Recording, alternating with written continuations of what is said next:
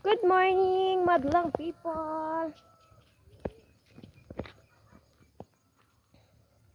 Ito kami sa dito pa rin kami sa bahay ng pamangkin ni asawa. Dito kami nakatulog kagabi kasi matagal na tapos yung nila, prayer nila, tapos umulan.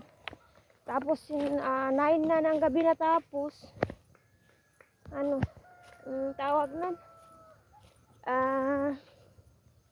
Hindi na lang kami uwi kasi kasi may daanan kaming yung daanan may tubig, may sapa. Kaya sabi ko wag na lang, ngayon na lang kami uwi. Magkakain muna kami umagahan tapos uwi kami doon.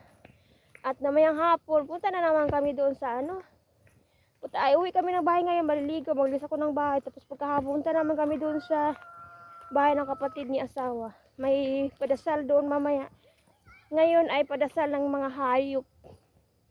Padasal ng mga baka, kambing, kung anong klaseng hayop mayroon ka, dasalan nyo namayang hapon. Kaya punta kami doon. At may invitation din sana doon sa kabila, kaya ayaw ko pumunta kasi malayo. Hindi ko kaya magmotor na pupunta doon. Dito lang ako sa kapatid niya asawa kasi malapit. Punta kami doon mamaya, motor kami doon. Maganda naman daan doon. Ito po rin kami. Yan yung view. Ayan.